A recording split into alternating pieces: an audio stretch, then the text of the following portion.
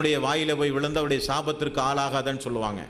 பெற்றோர்கள் சபித்தால் பஞ்சு நெருப்பு பிடிப்பதைப் போல பற்றி பிரியும் என்று சொல்வார்கள். உண்மைதான். ரசூல் ஸல்லல்லாஹு அலைஹி வஸல்லம் அவர்கள் சொன்னார்கள், பெற்றோர்களுடைய பிரார்த்தனை அல்லாஹ்விடத்திலே அங்கீகரிக்கப்படும் என்றார்கள். ஆகவே பெற்றோர்களாகிய நம்முடைய கடமை மன்னிக்கும் தன்மையை வரவழைத்துக் கொள்ள வேண்டியது. பிள்ளைகளுடைய கடமை பெற்றோருடைய கோபத்தை தூண்டக்கூடிய காரியங்களை செய்யாமல் அவர்களுடைய நல்ல நல்ல பிரார்த்தனைக்கு ஆளாக வேண்டியது நம்முடைய கடமை. ஆக இந்த நபிமொழியில் ரசூலுல்லாஹி ஸல்லல்லாஹு அலைஹி வஸல்லம் பயணத்தில் இருக்கிற மனிதனுடைய பிரார்த்தனை, பாதிக்கப்பட்டவர்களுடைய பிரார்த்தனை, பெற்றோர்களுடைய பிரார்த்தனை, நீதி செலுத்துகிறவருடைய பிரார்த்தனை, நோன்பாளியினுடைய பிரார்த்தனை ரசூலுல்லாஹி ஸல்லல்லாஹு அலைஹி வஸல்லம் அங்கீகரிக்கப்படும் என்று சொன்னார்கள். இதில் நாம் ஒன்றை கவனிக்கப்பட வேண்டிய விஷயம் என்ன தெரியுமா? இந்த பாதிக்கப்பட்டவருடைய பிரார்த்தனை என்கிற விஷயத்தில் நாம் எவ்வளவுதான் நபிமொழிகளை கேட்டாலும் மிகுந்த பொடும்போக்காகத்தான் நாம் இருக்கிறோம். அப்படி அல்ல. அது மிகுந்த கௌரவத்தோடு நம்முடைய வாழ்வில் நாம் பேணப்பட வேண்டிய காரியம். ரசூலுல்லாஹி ஸல்லல்லாஹு அலைஹி வஸல்லம் காலத்தில் சஅத் ரலியல்லாஹு அன்ஹு என்கிற ஒரு தோழர் இருந்தார். இந்த சஅத் பின் அபி வக்காஸ் ரலியல்லாஹு அன்ஹு கூஃபாவுக்கு கவர்னராக உமர் ரலியல்லாஹு அன்ஹு அவர்கள் நியமித்திருந்தார்கள். சஅத் பின் அபி வக்காஸ் அவர்களுக்கு ஒரு விசேஷமான ஒரு துஆவை ரசூலுல்லாஹி ஸல்லல்லாஹு அலைஹி வஸல்லம் அவர்கள் செய்தார்கள். யா அல்லாஹ், எனது சஅத் எப்பொழுது பிரார்த்தனை செய்தாலும் நீ அங்கீகரிப்பாயாக. சஅத் அவர்களுடைய அந்த கூஃபாவில் அவர் கவர்னராக இருந்து ஆட்சி செய்து கொண்டிருக்கிற அந்த ஆட்சிக்கு எதிராக கொஞ்சம் பேர் ஒரு நாள் உமர் ரலியல்லாஹு அன்ஹு இடத்திலே வந்து ஒரு புகார் கொடுத்தார்கள். என்ன புகார் கொடுத்தார்கள்? புகார் கொடுத்த மனிதனுடைய பெயர் உசாமா. அந்த மனிதர் என்ன செய்தார்? இந்த சஅத் வக்காசுக்கு தலைமையின் கீழ் நாங்கள் செயல்பட முடியாது. காரணம், இவர் ஜக்காத்துடைய நிதியை, சதக்காவுடைய நிதியை தர்மம் செய்வதில் இவர் நீதமற்ற முறையில் நடக்கிறார். இவருக்கு பின்னால் நின்று நாங்கள் தொழ முடியாது. இவர் ஒரு நேர்மையாளர் அல்ல, வாய்மையாளர் அல்ல என்று வாய்க்கு வந்தபடி அவதூறுகளை சொல்கிறார். சஅத் பின் அபி வக்காஸ் ரலியல்லாஹு அன்ஹு அவர்கள் சொன்னார்கள், நீ முழுக்க முழுக்க என் மீது அவதூறு கூறியிருக்கிறாய். நீ அல்லாஹ்விடத்தில் இதற்காக வேண்டி உடனே நீ திருந்தி பாவ மன்னிப்பு தேட வேண்டும். இல்லாவிட்டால் உனக்கு எதிராக அல்லாஹ்விடத்திலே நான் பிரார்த்தனை செய்து விடுவேன் என்று சொல்கிறார். அவர் திரும்ப கேட்கிறார், நீ என்ன நபியா, இப்படியெல்லாம் மிரட்டுகிறாய் என்று சொல்லி திமிராக மீண்டும் பேசினார். சஅத் பின் அபி வக்காஸ் ரலியல்லாஹு அன்ஹு ஒது செய்தார், 2 ரக்காத்து தொழுதார், அல்லாஹ்விடத்திலே 3 விஷயங்களை முன்வைத்து பிரார்த்தனை செய்தார். அல்லாஹுவே, அவர் சொன்னது முழுக்க முழுக்க பொய்யான ஒரு குற்றச்சாட்டு, அது உனக்கு நன்றாக தெரியும். அது உண்மையானால் அவருடைய ஆயுளை நீ நீட்டி வைப்பாயாக. அவருக்கு நீ சோதனைக்கு மேல் சோதனைகளை கொடுத்து அவரை நீ சோதிப்பாயாக. அவருடைய ஆயுள் காலத்தை நீட்டி வைத்து சோதனையை கொடுத்து அதே நேரத்தில் அவருடைய வறுமையையும் நீ நீட்டி வைப்பாயாக பிரார்த்தனை பண்ணார். கூஃபா வாசிகள் என்ன சொல்கிறார்கள் தெரியுமா? அவருடைய கண் பிருவமயிர் இருக்கா இல்லையா, இதெல்லாம் பெரிதாகி கண்ணே தெரியாத அளவுக்கு, குருடனாகிற அளவுக்கு அவனுடைய ஆயுள் காலம் அதிகமானது. சாகிற வரை அவன் வறுமையிலே இருந்து இறந்தான். அவன் இறந்து போன உடனே அவனுடைய உடம்பை எடுத்து அடக்கம் செய்வதற்கு மக்கள் பயந்தார்கள். காரணம், சஅத் பின் அபி வக்காஸுடைய பிரார்த்தனைக்கு ஆளான மனிதன் என்று சொல்லி எல்லோரும் பயந்தார்கள். ஆக பாதிக்கப்பட்ட மனிதனுடைய பிரார்த்தனை என்பது சாதாரணமான விஷயம் அல்ல. சயீத் என்கிற ஒரு நபித்தோழர், இந்த செய்தி புகாரியில் 755, இப்பொழுது சொல்லப்போகிற செய்தி முஸ்லீமில் 3291. சயீத் என்கிற ஒரு நபித்தோழர், மர்வானுடைய ஆட்சி காலம். ஒரு பெண் வந்து சொன்னால், எனக்கு சொந்தமான இடத்தை இந்த சயீத் அபகரித்து விட்டார் என்ற ஒரு குற்றச்சாட்டை ஆட்சியாளர் மர்வான் இடத்திலே போய் ஒரு பெண் புகார் கொடுக்கிறாள். சயீத் என்பவர் நல்ல ஒரு மனிதர், ஒரு இறை விசுவாசி, அல்லாஹுவை அஞ்சி நடக்கிற ஒரு தோழர். அந்த தோழர் மர்வான் இடத்திலே போய் சொன்னார், இந்த பெண்ணுடைய இடத்தை நான் அபகரிக்கவில்லை, அல்லாஹ்வுடைய ரசூலுடைய பொன்மொழிகளை கேட்டு வளர்ந்தவர்கள் நாங்கள் என்று சொன்ன உடனே மர்வான் சொன்னார், அப்படி என்ன அல்லாஹ்வுடைய ரசூலிடத்திலே நீங்கள் பொன்மொழி கேட்டிருக்கிறீர்கள் என்று கேட்டார். அப்போ சயீத் என்கிற அந்த தோழர் சொல்கிறார், யார் ஒருவர் ஒரு சான் இடத்தை அடுத்தவர்களுடைய இடத்தை அபகரிக்கிறார்களோ, அல்லாஹு தஆலா மறுமை நாளில் ஒரு பூமி அளவு அவனுடைய கழுத்திலே கோர்த்து கொண்டு வருவான் மறுமையில், இவன் ஒரு திருடன் என்று சொல்லி. இப்படிப்பட்ட நபிமொழிகளை கேட்டு வளர்ந்த நாங்கள் இந்த காரியத்தை செய்திருக்க மாட்டோம் என்று சொன்னார். மர்வான் என்கிற ஆட்சியாளர், நீங்கள் உண்மையை சொன்னீர், நேர்மையாளர் என்று சொன்னார். இருந்தும் இந்த சயீத் அவர்கள் என்ன சொன்னார்கள் தெரியுமா? இறைவா, இந்த பெண் சொன்னது உண்மையானால், இந்த பெண் சொன்னது பொய்யானால் அந்த பெண் எந்த இடத்தை நான் அபகரித்ததாக சொன்னாரோ அந்த இடத்திலேயே அந்த பெண்ணை நீ புதைப்பாயாக என்று பிரார்த்தனை பண்ணார். கொஞ்ச காலம் போனது, அந்த இடத்தில் ஒரு குழி இருந்தது, அந்த குழிக்குள் விழுந்து அந்த பெண் இறந்து போனாள் என்கிற செய்தி முஸ்லிமிலே பார்க்கிறோம். அவ பாதிக்கப்பட்டவர்கள் நமக்கு எதிராக பிரார்த்தனை செய்கிறார்கள் என்பதை கொஞ்சம் கூட பயமில்லாமல் பிறருடைய மானத்தோடு விளையாடுவது, பிறரிடத்திலே காசு பணம் வாங்கி கொடுக்காமல் இருப்பது, பிறரை நோவினை செய்வது, அடித்து துன்புறுத்துவது, பேசுவது, அதிகார பலம், பொருளாதார பலம், ஆட்சி பலம் இருக்கிறது என்பதற்காக வேண்டி தனக்கு கீழ் உள்ளவர்களை எல்லாம் கொடுமை செய்து வம்பு தும்புகளிலே ஈடுபடுத்தி மனதை காயப்படுத்துவது என்பது சாதாரணப்பட்ட காரியம் அல்ல. அவர்கள் நம்மை எதிர்த்து இந்த உலகத்தில் ஒன்றும் செய்யாவிட்டாலும் தனிமையில் இருந்து அல்லாஹுவே என்னை இப்படியெல்லாம் செய்தான் என்று 2 கரத்தை உயர்த்தி அல்லாஹ்விடத்திலே பிரார்த்தனை செய்தால் இன்றைக்கல்ல, அது என்றைக்காவது ஒரு நாள் இந்த உலகத்திலே நாம் அனுபவிக்க வேண்டிய நேரும். ஆகவே ரசூலுல்லாஹி ஸல்லல்லாஹு அலைஹி வஸல்லம் அவர்கள் சொன்ன இது போன்ற சம்பவங்களை நம்முடைய வாழ்விலே நாம் நிறைவேற்ற வேண்டும். துஆ அங்கீகரிக்கப்படக்கூடிய நபர்கள், ஒன்று நோயாளி, நோன்பு வைத்திருக்கக்கூடிய நிலையில் உள்ள நோன்பாளி, பயணி, பெற்றோர்கள் பிள்ளைகளுக்கு செய்கிற துஆ, அநீதி இழைக்கப்பட்ட மனிதனுடைய பிரார்த்தனை, நீதி செலுத்துகிற நீதிபதியினுடைய பிரார்த்தனை. அடுத்து ரசூலுல்லாஹி ஸல்லல்லாஹு அலைஹி வஸல்லம் அவர்கள் சொன்ன செய்தி அஹ்மத் என்கிற நபிமொழி தொகுப்பில் 12124வது நபிமொழி. அல்லாஹ்வுடைய ரசூல் சொன்னார்கள், பாங்குக்கும் இக்காமத்திற்கும் இடைப்பட்ட நேரத்தில் கேட்கப்படுகிற துஆ அல்லாஹ்விடத்தில் அங்கீகரிக்கப்படும். பாங்குக்கும் இக்காமத்திற்கும் இடையில் கேட்கப்படுகிற துஆ அல்லாஹ்விடத்தில் அங்கீகரிக்கப்படும் என்றார்கள் ரசூலுல்லாஹி ஸல்லல்லாஹு அலைஹி வஸல்லம்.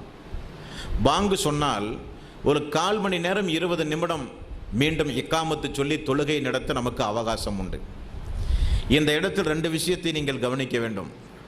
2 சிறப்புக்குரிய நேரம். அந்த நேரம் பாங்குக்கும் இக்காமத்திற்கும் இடையில் சொல்லப்படுகிற துஆ அங்கீகரிக்கப்படும் என்று ரசூல் ஸல்லல்லாஹு அலைஹி வஸல்லம் அவர்கள் சொன்ன செய்தி அஹ்மதில் இந்த 12124வது நபிமொழியைப் போல முஸ்லிம் என்கிற நபிமொழி தொகுப்பிலும் புகாரியில் 3229வது நபிமொழி தொகுப்பில் ரசூல் ஸல்லல்லாஹு அலைஹி வஸல்லம் அவர்கள் இதற்கு கொஞ்சம் ரிலேட்டிவாக நெருக்கமான ஒரு செய்தியை சொன்னார்கள். பாங்கு சொல்லி முடித்தவுடன் ஒரு இறை விசுவாசி பள்ளியை நோக்கி ஓடி வருகிறார். ஓடி வந்து 2 ரக்காத்து சுன்னத்து தொழுகிறார். சுன்னத்து தொழுது விட்டு ஃபர்லான தொழுகை எதிர்பார்த்து அவர் அமர்ந்து கொண்டிருக்கிறார். அவர் எந்த துவாவும் செய்யவில்லை, அமர்ந்து கொண்டிருக்கிறார். உடனே ஒரு மலக்கு இக்காமத்து சொல்வதற்கு முன்னதாக ஃபர்லான தொழுகை எதிர்பார்த்து அந்த அடியான் அமர்ந்து கொண்டிருக்கும் போது உடனே ஒரு வானவர் அவருக்கு அருகிலே வந்து அமர்ந்து அவருக்காக வேண்டி 3 துவா செய்கிறார். புகாரியில் 3229வது நபிமொழி. அந்த 3 துவா, அல்லாஹுவே இவருக்கு நீ கருணை புரிவாயாக, இவருடைய பாவங்களை நீ மன்னிப்பாயாக. வானவர் நமக்காக வேண்டி 2 துவா செய்கிறார். 3வது அந்த வானவர் சொல்கிறார், இந்த அடியான் இப்பொழுது எந்த பிரார்த்தனையை செய்தாலும் அந்த பிரார்த்தனை அல்லாஹுவே நீ அங்கீகரிப்பாயாக, அந்த பிரார்த்தனையை அல்லாஹுவே நீ அங்கீகரிப்பாயாக என்ற அந்த வானவர் அந்த பாங்குக்கும் இக்காமத்திற்கும் இடையில் 2 ரக்காத்து சுன்னத்து தொழுது ஃபர்லான தொழுகை எதிர்பார்த்து அமர்ந்து கொண்டிருக்கிற அவருக்காக சங்கைமிக்க அந்த மலக்கு பிரார்த்தனை செய்கிறார்கள் என்று சொன்னால், பாங்கு சொன்னவுடன் பள்ளியை நோக்கி ஓடோடி விட வேண்டியது ஆண்களுடைய கட்டாய கடமை. தாய்மார்கள் வீடுகளில் பாங்கு சொன்ன உடனே ஒது செய்து உடனே 2 ரக்காத்து சுன்னத்து தொழுது ஒரு 10 நிமிடம் ஒரு 5 நிமிடம் இடைவெளி விட்டு ஃபர்லான தொழுகையை தொழுவதாக முடிவு செய்து அந்த நேரத்தில் அல்லாஹ்விடத்தில் எதையெல்லாம் கேட்கிறார்களோ அல்லாஹ் அந்த துவா அங்கீகரிக்கப்படக்கூடிய நேரங்களில் அந்த பாங்குக்கும் இக்காமத்திற்கும் இடைப்பட்ட நேரத்தை அல்லாஹ் வைத்திருக்கிறான் என்று ரசூலுல்லாஹி ஸல்லல்லாஹு அலைஹி வஸல்லம் அவர்கள் சொன்னார்கள். இது துவா அங்கீகரிக்கப்படக்கூடிய இனி ஒரு நேரம். முஸ்லிம் என்கிற நபிமொழி தொகுப்பில் 4914வது நபிமொழி. அல்லாஹ்வுடைய ரசூல் சொன்னார்கள், இவருடைய துவாவும் அங்கீகரிக்கப்படும். யார் அவர்? நீங்கள் உங்களுக்காக வேண்டி துவா செய்து கொண்டிருக்கிறீர்கள்.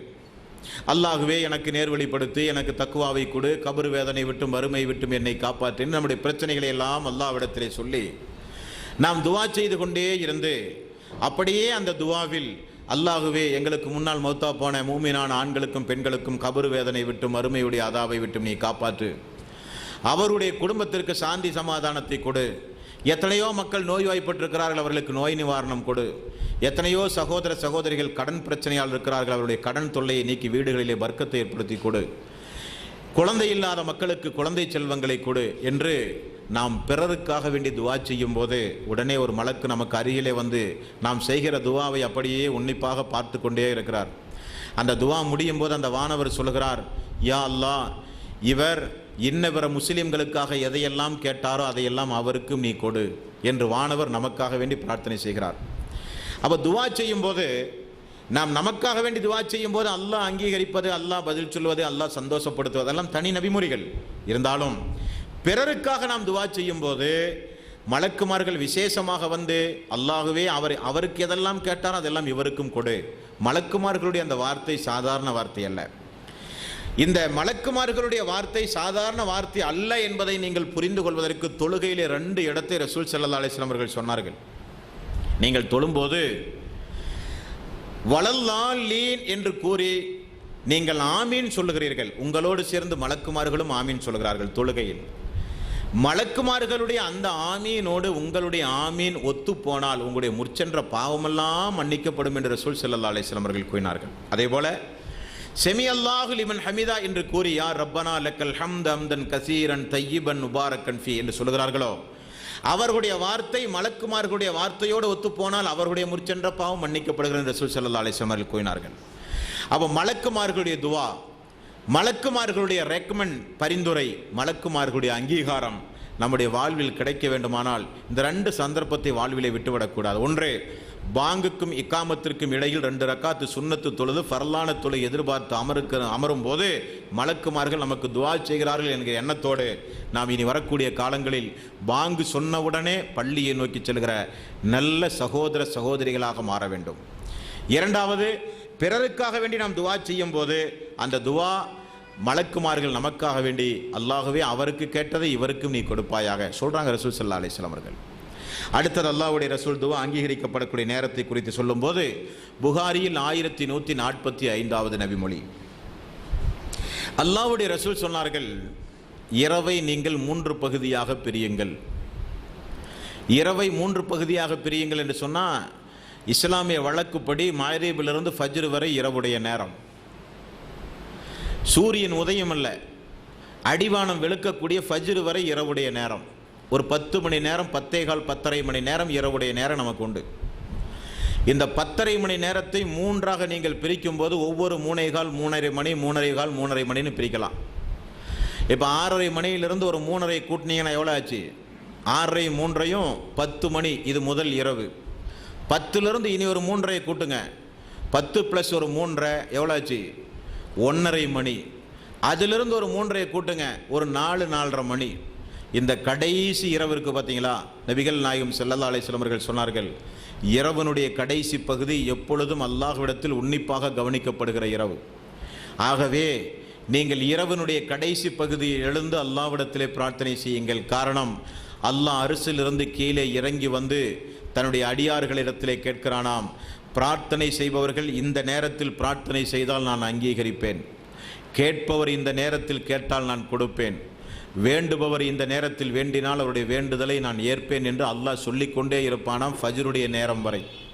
ஆகவே ஏதாவது நம்முடைய தேவைகள், கஷ்டங்கள், துன்பங்கள் மனதை விட்டும் கொஞ்சம் பாரமாக இறக்கி வைத்து அல்லாஹ்விடத்தில் ஏதாவது வேண்டி விரும்பி கேட்க வேண்டுமானால், பாவ மன்னிப்புக்காக வேண்டி மன்றாட வேண்டுமானால் இரவினுடைய கடைசி பகுதியை தேர்வு செய்யுங்கள்.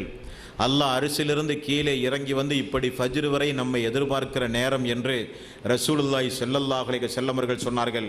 ஆகவே அப்படிப்பட்ட நேரத்தையும் நாம் துவாவிலே மறந்துவிடக்கூடாது. அடுத்தது அல்லாஹ்வுடைய ரசூல் சொல்கிறார்கள், முஸ்லிம் என்கிற நபிமொழி தொகுப்பில் 738வது நபிமொழி. துவா கேட்பதில் பல வகை இருக்குது. உட்கார்ந்துட்டு கேட்குறது, அமர்ந்துட்டு கேட்குறது, படுத்துக்கிட்டே அல்லாஹ்ட்ட கேட்குறது. அதில் இந்த முஸ்லிம் என்கிற நபிமொழி தொகுப்பில் 738வது நபிமொழி ரசூல் ஸல்லல்லாஹு அலைஹி வஸல்லம் அவர்கள் சொன்னார்கள், துவா கேட்கும்போது 2 ரக்காத் தொழுதுட்டே கேளுங்கன்னுங்கிறாங்க. ஏன் தெரியுமா? ஒரு அடியான் அல்லாஹ்விடத்தில் மிக நெருக்கமாக இருக்கிற நேரமே சுஜூத் என்றார்கள் ரசூல் ஸல்லல்லாஹு அலைஹி வஸல்லம். சுஜூதில் ஒரு அடியான் அந்த தொழுகையில் இருந்த நிலையில் சுஜூதில் இருந்து கொண்டு சுபஹான ரப்பியல் ஆலா, சுபஹான ரப்பியல் ஆலா, சுபஹான ரப்பியல் ஆலான்னு 3 முறை சொல்லிட்டு சுஜூதிலிருந்து தலையை உயர்த்தாமல் நமக்கு தேவையானதையெல்லாம் அல்லாஹ்ட்ட கேட்கும்போது அல்லாஹ் என்ன செய்கிறான் என்று ரசூல் ஸல்லல்லாஹு அலைஹி வஸல்லம் சொன்னார்கள் தெரியுமா? ஒன்று, நீங்கள் சைத்தானிடமிருந்து பாதுகாப்பு பெறுகிறீர்கள். என்ன காரணம்? சுஜூது செய்யும் போது சைத்தான் எப்பொழுதும், அது சைத்தானுக்கு பிடிக்காது. சைத்தானுக்கு பாங்கோசை பிடிக்காது, சைத்தானுக்கு இக்காமத்து சொல்வது பிடிக்காது, சைத்தானுக்கு அடியார்கள் சுஜூது செய்வது பிடிக்காது. என்ன காரணம் என்றால், ஆதமை படைத்து ஆதமுக்கு சுஜூது செய்ய அல்லாஹ் நமக்கு கட்டளை பிறப்பித்தான். ஆனால் நான் சுஜூது செய்ய மறுத்தேன். ஆகவே கியாம நாள் வரை அல்லாஹ் என்னை சபித்து விட்டான். நான் நரகத்திற்குரியவனாக ஆகிவிட்டேன். ஆனால் அவனால் படைக்கப்பட்ட இந்த அடியான் ஹையால சலா ஹையாலல் ஃபலா என்கிற பாங்கோசை கேட்டவுடனே சுஜூது செய்து விட்டானே, சுஜூது செய்வதன் மூலம் அவனுடைய பாவங்களெல்லாம் மன்னிக்கப்பட்டு விட்டதை என்று சொல்லி சைத்தான் அழுது கொண்டே ஓடுகிறான் என்று நபிகள் நாயகம் ஸல்லல்லாஹு அலைஹி வஸல்லம் அவர்கள் கூறினார்கள். 3வது அத்தியாயத்தின் 135வது வசனத்தினுடைய தஃப்சீர் இப்னு கஸீரை எடுத்து பார்த்தால் இந்த நபிமொழியை முதல் நபிமொழியாக நீங்கள் பார்க்கலாம். அப்ப சைத்தான் அழுது கொண்டு ஓடுகிறான் நாம் சுஜூது செய்யும் போதே. அதே நேரத்தில் அல்லாஹ் சந்தோஷமாக நம்மை அரவணைக்கிறான். என்ன காரணம்? அல்லாஹ்வுக்கு மிக நெருக்கமாக இருக்கிற நேரம் சுஜூதுடைய நேரம். தனது அடியான் தலை சாய்த்து தன்னிடத்தில் எல்லாம் வேண்டிவிட்டானே என கேட்டு அல்லாஹ் கொடுக்கக்கூடிய நேரம் சுஜூதில் ஒரு அடியான் பிரார்த்தனை செய்யும் போது. ஆக சுஜூத் உபரியான வணக்க வழிபாடு, சுன்னத்தான தொழுகை, நஃபிலான தொழுகை, லுஹாவுடைய தொழுகை, தஹஜ்ஜுடைய தொழுகை என்று உபரியாக நாம் தொழக்கூடிய நேரங்களில் சுஜூதுடைய நேரத்தில் துவா செய்ய நாம் மறந்துவிடவே கூடாது. ஃபர்லான தொழுகை தொழும் பொழுது இமாம் சுஜூதிலே துவா செய்கிற வாய்ப்பு தரமாட்டார். காரணம், பெண்கள் குழந்தைகளை கருத்தில் கொண்டு, பலகீனவர்களை கருத்தில் கொண்டுதான் இமாம் தொழுகை நடத்துவார். ஃபர்ல் அல்லான தொழுகை, உபரியான வணக்க வழிபாடுகள் செய்யும் போது அந்த சுஜூதிலே செய்ய வேண்டிய அந்த துவாவை நாம் மறந்துவிடவே கூடாது. மிகுந்த வேல்யூபிள், மிகுந்த மரியாதைக்குரிய இடம் அந்த இடம் என்பதை நாம் மறந்துவிடக்கூடாது. அடுத்த ரசூலுல்லாஹி ஸல்லல்லாஹு அலைஹி வஸல்லம் அவர்கள் சொன்னார்கள், அத்தஹியாத்து அமர்விலும் நீங்கள் துவா செய்யுங்கள். இப்னு மஸ்ஊத் ரலியல்லாஹு அன்ஹு ஒரு நாள் பள்ளியில் அத்தஹியாத்திலே அமர்ந்து அப்படியே துவா ஓதிக்கொண்டே இருக்கிறார். அத்தஹியாத் ஓதி ஸலவாத்தையும் சொல்லி இறுதி சலாம் கொடுக்கிற அத்தஹியாத், அல்லாஹும்ம இன்னி அஊது பிக்க மின் அதாபில் கப்ர் வ அஊது பிக்க மின் ஃபித்னத்தில் மஸீஹித் தஜ்ஜால், இதையெல்லாம் ஓதி சலாம் கொடுக்கிற நேரத்தில் ரசூல் ஸல்லல்லாஹு அலைஹி வஸல்லம் அவர்கள் சொன்னார்கள், அவர் இப்பொழுது அல்லாஹ்விடத்தில் எதை கேட்டாலும் அல்லாஹ் அவருக்கு அதை கொடுப்பான். அத்தஹியாத் என்பது சாதாரணப்பட்ட ஒன்று அல்ல. சுஜூத் எப்படி தொழுகையில் துவா அங்கீகரிக்கப்படக்கூடிய இடமோ அதே போல ரசூலுல்லாஹி ஸல்லல்லாஹு அலைஹி வஸல்லம் அத்தஹியாத் அமர்விலும் நீங்கள் விரும்பியதை கேளுங்கள், மனதில் தோன்றியதை கேளுங்கள், எதுவெல்லாம் கேட்க வேண்டுமோ அதுவெல்லாம் கேளுங்கள் என்றார்கள். நம்முடைய மொழியில், நாம் பேசுகிற மொழியில், நாம் சுஜூதிலும் அத்தஹியாத்திலும் அல்லாஹ்விடத்தில் நிறைய நாம் வேண்டி விரும்பி பிரார்த்தனை செய்ய வேண்டும். இது தொழுகையில் கவனிக்கப்பட வேண்டிய முக்கியமான ஒரு அம்சம். அடுத்து ரசூலுல்லாஹி ஸல்லல்லாஹு அலைஹி வஸல்லம் அவர்கள் சொன்ன செய்தி புகாரியில் 935வது நபிமொழி. வெள்ளிக்கிழமை, வாரத்தினுடைய நாள் வெள்ளிக்கிழமை. வெள்ளிக்கிழமை என்பது வார வழிபாட்டுக்குரிய ஒரு நாள். அது இந்த சமுதாயத்திற்கு மட்டும் அல்லாஹ் வார வழிபாட்டுக்குரிய நாளை தேர்வு செய்யவில்லை. இதற்கு முந்தைய சமுதாயத்திற்கும், உதாரணத்திற்கு யூதர்களை எடுத்துக்கொண்டால் அவர்களுக்கு வார வழிபாட்டுக்குரிய நாள் சனிக்கிழமை. கிறிஸ்தவர்களை எடுத்துக்கொண்டால் அவர்களுக்கு வார வழிபாட்டுக்குரிய நாள் ஞாயிற்றுக்கிழமை. முற்சென்ற சமுதாயத்திலிருந்தே அல்லாஹு தாலா வாரத்தில் ஒரு நாளை தேர்வு செய்து, எப்படி ரமலானுடைய இறுதியில் ஒரு பெருநாளை அல்லாஹு தாலா கொண்டாட வேண்டும் என்று இந்த மனித சமுதாயத்திற்கு விதியாக்கி வைத்திருக்கிறானோ அதே போல வாரத்திற்கு ஒரு நாள் கொஞ்சம் அந்த நாளை விசேஷப்படுத்தி விசேஷமாக நீங்கள் வணக்க வழிபாடு செலுத்த வேண்டும் என்பதற்காக வேண்டி குளிக்க வேண்டும், புத்தாடை அணிய வேண்டும், நறுமணங்கள் பூச வேண்டும், அந்த நாளில் நோன்பு வைக்கக்கூடாது என்றெல்லாம் ஒரு சிறிய ஒரு பெருநாளை போல ரசூலுல்லாஹி ஸல்லல்லாஹு அலைஹி வஸல்லம் வார வழிபாட்டுக்குரிய நாளாகிய வெள்ளிக்கிழமையை அல்லாஹ்வுடைய ரசூல் தேர்வு செய்தார்கள். அல்லாஹ் தேர்வு செய்து கொடுத்தான். அந்த வெள்ளிக்கிழமை லொஹருடைய தொழுகை அல்ல, 2 ரக்காத்து தொழுகை, ஒரு சிறிய ஒரு உரையாக அல்லாஹ்வுடைய ரசூல் அல்லாஹ்வுடைய அனுமதியோடு இந்த மனித சமுதாயத்திற்கு கடமையாக்கினார்கள். அல்லாஹ்வுடைய ரசூல் சொன்னார்கள், அந்த வெள்ளிக்கிழமை மட்டும் ஒரு நேரம் உண்டு, அந்த நேரம் மிக குறுகிய நேரம். அந்த நேரத்தை யார் தொழுகையில் அடைகிறாரோ, அந்த நேரத்தை யார் தொழுகையில் அடைகிறாரோ அந்த நேரம் மிக குறுகிய நேரம். ஆனால் ஒரு நேரம் உண்டு. ஜும்மாவுடைய நாளில் அது வாரம் உங்களுக்கு கிடைக்கக்கூடிய ஒரு வாய்ப்பு. ஜும்மா என்று சொன்னால் ஒரு சடங்குக்குரிய நாள் அல்ல, சம்பிரதாயத்திற்குரிய நாள் அல்ல. ஜும்மா என்பது அந்த நாளில் நம்முடைய பிரார்த்தனை அங்கீகரிக்கப்படுவதற்கு ஒரு நேரம் உண்டு என்று சொல்லப்பட்ட ஒரு நாள். ரசூலுல்லாஹி ஸல்லல்லாஹு அலைஹி வஸல்லம் வார்த்தை என்ன தெரியுமா? நபிமார்களுக்கு சொல்லப்பட்ட வார்த்தை அல்லாஹ்வுடைய ரசூல் சொன்னார்கள். அந்த நேரத்தை ஒரு இறை விசுவாசி அடைந்து இம்மை மறுமை தொடர்பான எதை கேட்டாலும் அல்லாஹ் ரப்பல் ஆலமீன் உடனடியாக கொடுத்தே தீருவான் என்று ரசூலுல்லாஹி ஸல்லல்லாஹு அலைஹி வஸல்லம் அவர்கள் சொன்ன ஒரு நாள் வெள்ளிக்கிழமை. அந்த நாளில் உள்ள நேரம் மிக குறைந்த நேரம்.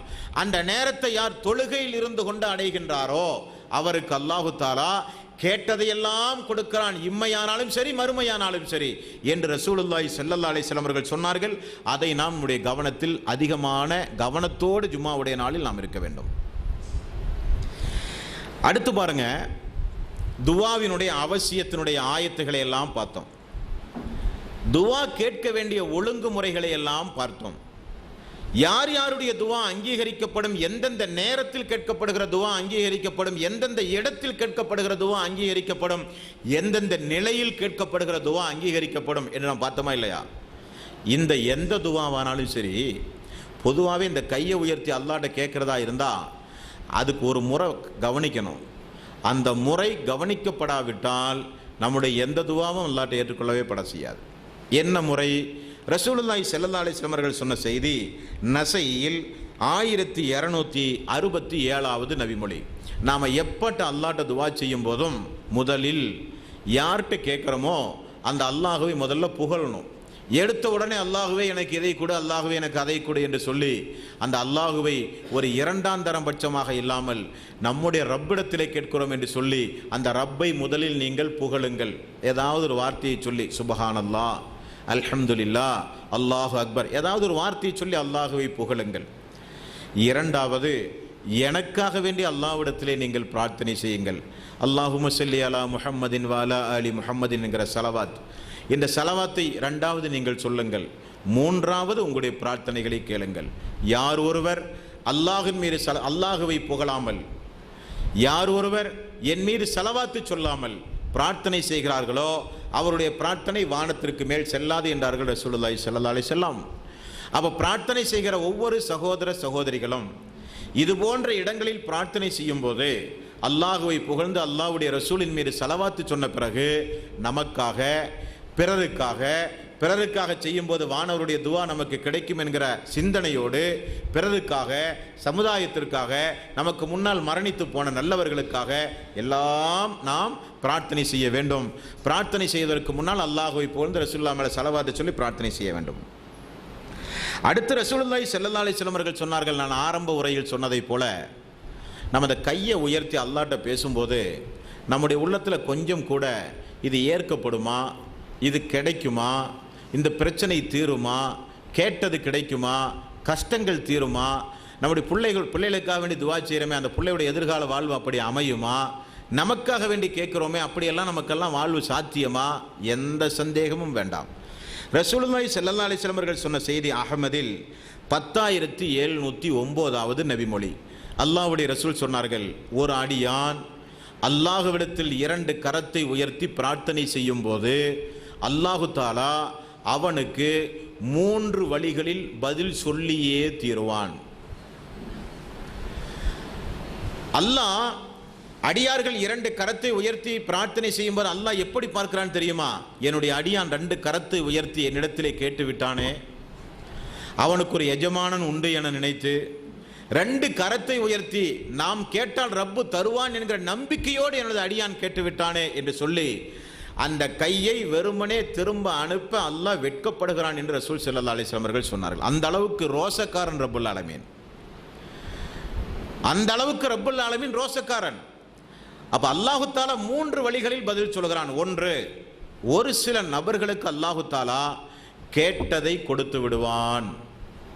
இது நம்முடைய வாழ்க்கையில் நிறைய நடந்திருக்கு, யாரும் இல்லைன்னு சொல்ல முடியாது. நான் துவா கேட்டு ஆயுள் காலத்தில் ஒன்றுமே நடக்கலன்னு யாரும் சொல்ல முடியாது. ஏதாவது சந்தர்ப்பங்களில் ஒரு சில காரியங்கள் நடந்திருக்கும், கேட்டதை கொடுப்பான். இரண்டாவது, நீங்கள் ஒன்றை கேட்கிறீர்கள், ஆனால் உங்களுக்கே தெரியாமல் உங்களுடைய விதியில் நாளைக்கு உங்களுக்கு ஒரு தீங்கு நடக்கப் போகிறது என்று இருந்தால் அல்லாஹ் என்ன செய்வான் தெரியுமா? இன்றைக்கு அடியான் இதை கேட்கிறான், ஆனால் நாளைக்கு அவனுக்கு ஒரு விபத்து அல்லது ஒரு நோய் அல்லது ஒரு தீங்கு அவனுக்கு வரப்போகிறது.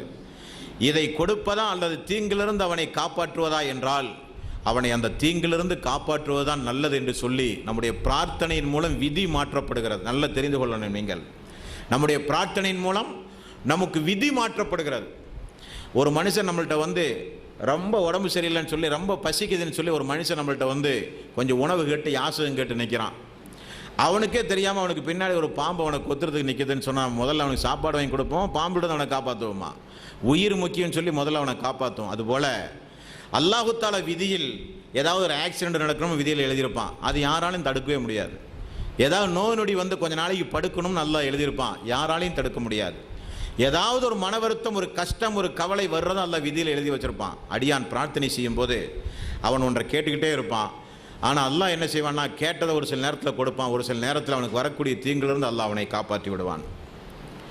மூன்றாவது ரசூல் ஸல்லல்லாஹு அலைஹி வஸல்லம் அவர்கள் சொன்னார்கள், அப்படி கேட்கும்போது கேட்டதை கொடுப்பான், அல்லது வரக்கூடிய தீங்கிலிருந்து அவனை காப்பாற்றுவான், அல்லது விதியில் அல்லாஹு தாலா அவனுக்கு இதை இத்தனாம் மாதம் இத்தனாம் தேதி இந்த வருஷத்தில் கொடுப்போன்னு விதியில் மாற்றி எழுதிடுவான். அப்போ பிறகு தருவதாக அல்லாஹ் வாக்களிப்பான், அல்லது உடனே கொடுப்பான், அல்லது தீங்கிலிருந்து காப்பாற்றுவான். ஒன்றுமில்லையா, அவன் கேட்ட பிரார்த்தனைக்கு மறுமை நாளில் அவனுக்கு அல்லாஹ் பாவ மன்னிப்பு வழங்கி சொர்க்கத்திற்கு அனுப்புவான் என்று ரசூல் ஸல்லல்லாஹு அலைஹி வஸல்லம் அவர்கள் சொன்னார்கள். பிரார்த்தனையின் மூலம் இது நடந்தே தீரும். இது அல்லாத ஒரு பிரார்த்தனையும் இஸ்லாமிய மார்க்கத்திலே கிடையாது. ஆக அல்லாஹு தாலா இவ்வளவு வகையான பாவ மன்னிப்புகளையும் இவ்வளவு வகையான அந்தஸ்துகளையும் பிரார்த்தனை செய்யும் போது நமக்கு வைத்திருக்கிறான் என்பதை இந்த இஸ்லாமிய சமுதாயம் தெரிந்தால் அல்லாஹ்வை விட்டு வேற யார்ட்டையா போய் துவா செய்வாங்களா? ஒரு காலம் செய்ய மாட்டார்கள். ஆக துவாவினுடைய இது போன்ற ஒழுங்குமுறைகள் இந்த மனித சமுதாயத்திற்கு அடிக்கடி நினைவு கூறப்பட்டு கொண்டே இருக்க வேண்டும். அடுத்தது, நபிகள் நாயகம் ஸல்லல்லாஹு அலைஹி வஸல்லம் அவர்கள் சொன்னார்கள், இதெல்லாம் துவா யாரோட துவா அங்கீகரிக்கப்படும், எந்தெந்த நேரங்களில் அங்கீகரிக்கப்படும், எப்படி கேட்க வேண்டும், கேட்கும்போது எப்படியெல்லாம் பதில் கிடைக்கும், இதை தான் நாம் பார்த்தோம். இப்போ பார்க்க போகிற விஷயமெல்லாம் என்ன தெரியுமா? துவா கேட்கும்போது நமக்கு கிடைக்கக்கூடிய ஏராளமான நன்மைகளையும், துவா கேட்கும்போது அல்லாஹ் எந்த அளவுக்கு சந்தோஷப்படுகிறான் என்பதை இப்போ நாம் பார்க்க போகிறோம். முதல்ல 2வது அத்தியாயத்தின் 222வது வசனத்தில் அல்லாஹ் ரப்புல் ஆலமீன் சொல்கிறான், அல்லாஹ்விடத்தில் பிரார்த்தனை செய்து திருந்துவோரை அல்லாஹ் ரப்புல் ஆலமீன் நேசிக்கிறான். 2வது அத்தியாயத்தின் 222வது வசனம்.